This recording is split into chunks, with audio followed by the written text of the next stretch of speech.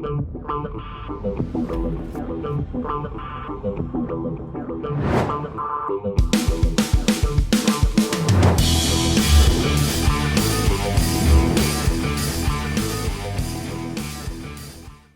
is happening, my fearless networking friends? Todd Falcone here.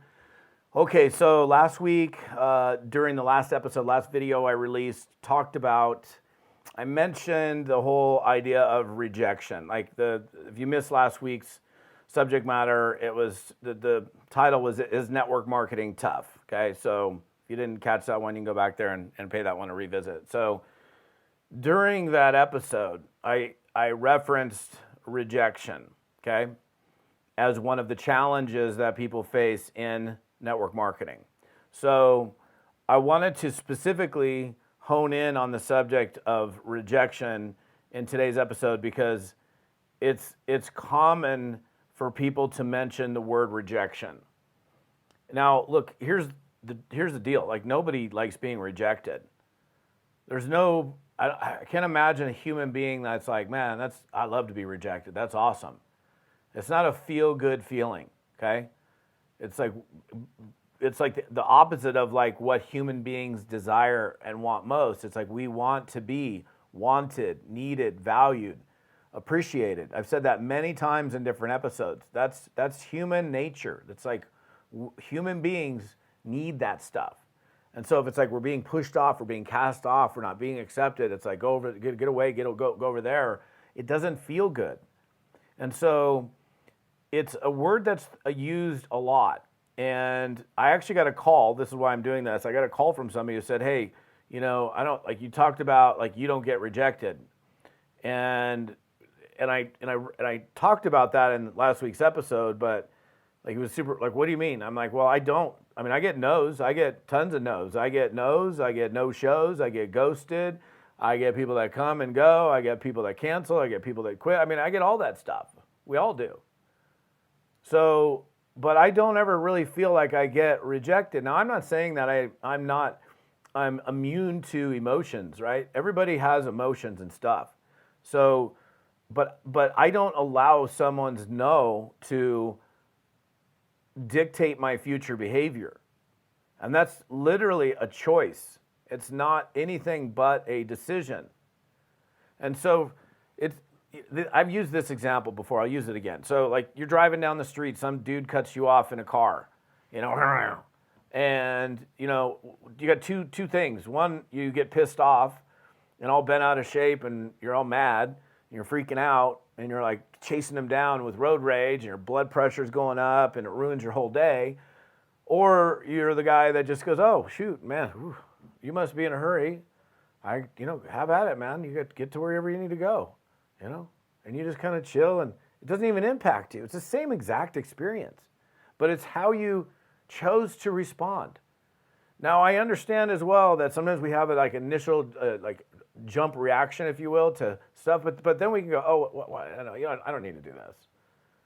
I don't need to like do this. Like I'll be frank with you. If I was in a car and somebody cut me off, I'd probably be the one that's gonna get a little pissed off right at first, but then I'm like, whatever, just let the guy go. So if even your initial reaction is to do that, is to take it personally, you got to catch yourself and not take it personally. So it's really about a reframe.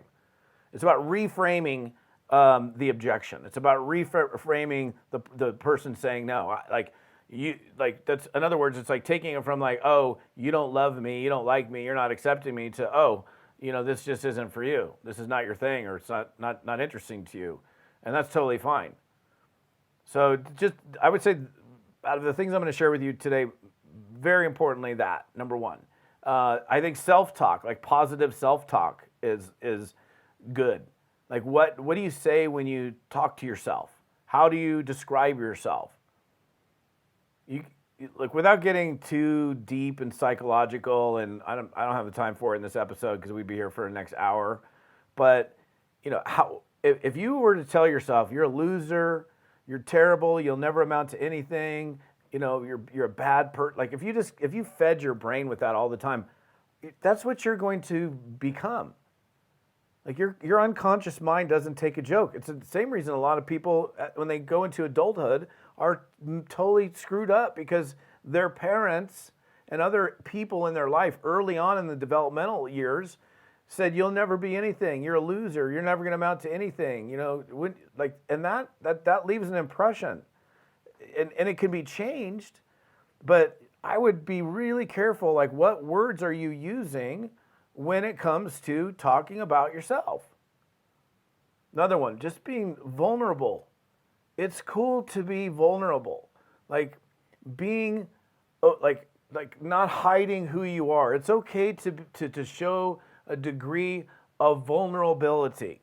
Like opening yourself up. See, you can open yourself up, be vulnerable, be real and be you, but not allow a no, for example, or a no show to negatively impact you. So there's a person who makes themselves, the visual I've got in my mind is the person's body is like filleted wide open. Okay, so all their inner flesh is showing and all this stuff, and if you poured salt in there, or you poked it and you pulled on a nerve, it would be, they're very sensitive because they've opened themselves up, and there is a degree of that potentially happening when somebody becomes vulnerable, but you could still be open and not allow other people's actions to affect you. And you're showing a higher degree, I guess, of realness and authenticity. And there's nothing like authenticity. Authenticity rules, man. It's like be you. It's easier being you than being somebody else. That's something that can certainly help you to embrace the no's and not take things so personally and getting, rejection, like leaving your life. If we want to go yoga-ish for a second, we can talk about mindfulness. You might want to go Google what does mindfulness mean and how can I be more mindful? I think anytime you have good downtime, personal time, whether it's in meditation, prayer, some quiet time to quiet your soul a little bit and just be in a Zen-like state so you're preparing yourself for the day. I think you kind of put yourself into a position of being in a better overall mindset, and when you're in a better overall mindset, you're less impacted by things that people do that might otherwise impact you in a negative way. I can't do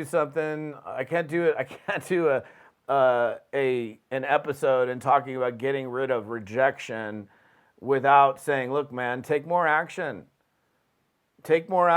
do more stuff. Prospect more, put more people in your pipeline, get your pipeline so full that if somebody says no to you, you're like, oh, you said no, you're already, you don't even have the time. That is such a beautiful place to be. In fact, this is a simple step. One simple step to getting away from being personally attached or emotionally attached to the outcome is filling up your pipeline so big, with so many people that you literally don't care. And that also presents its own challenge because then, man, you're so busy and you're trying to you can't even hardly keep up with all the prospects that you've got in your pipeline. I'd say that's probably a better problem to have than crickets chirping in your prospect list, meaning there's nobody there. Is there anybody home? I'd rather have way more people that I'm talking to and way more people in the pipeline where I'm struggling to keep up than have nobody. I don't know. That just seems to be, first of all, you're drumming up more business that way. You definitely, if somebody says no, you're like, that's cool. You literally don't even have the time to deal with it. So I think that's another one. I would say so far, in my mind, if I'm thinking about that, all these are good, but reframing how you look at it and taking massive action. And I already said the word now, resilience. Resilience is the ability to bounce back from a setback. Right? It's like the Chinese proverb, fall down seven times, stand up 8. So that to me is the definition of a winner in network marketing or a winner in life. It's just like, it's like you can keep knocking me down, but I keep getting back up. I don't know. For some reason, you think about those horror movies or something where the bad dude, they think they killed the bad dude, and they're calling the cops or they're hugging their person. Oh, we finally killed the bad evil person in the movie, and then the person gets back up. Or I don't know. There's probably these movies where, why does that guy never die? It's like the guy never dies. He's like this evil person who keeps coming back, and you think he's dead, but then it's like, the seventh version of the movie or something. Those guys are resilient, right? I know those are made up figures, but I don't really believe that rejection exists, but I wanted to cover it. Like, yeah, people talk about it all the time. There's no rejection for me in network marketing, okay? There could be no rejection for you either. If it takes more than these, I gave you a handful of things to think about, to consider, to work on, to look at. I think, reframing is certainly a big one. Mindfulness, positive self-talk. All these are things that can lead to you being not being in a position where you're not taking stuff so personally. And I think it really is a choice. It's a decision. The first thing I told you, that to me is numero uno. And then the second one, if I was going to prioritize what I'm sharing with you today, number two would be just just filling up your pipeline with so many people that you don't even care. So if you say no, it's like, okay, that's cool. I got to move on to the next person anyhow. And I'm not saying you get so busy you're not like having attention to detail, but I think you guys get my drift. So anyhow, that's it for today. If you're on my YouTube channel, what's up, YouTubers? Appreciate you guys. If you're on my podcast, listening to me on audio, love you guys. Hey, feel free to give me a rating on my podcast. I always love good ratings, at least if you like it anyhow. And then the details on this episode, toddfalcone.com/episode 227, TODDFALCONE.com/episode 227. We'll see you next time.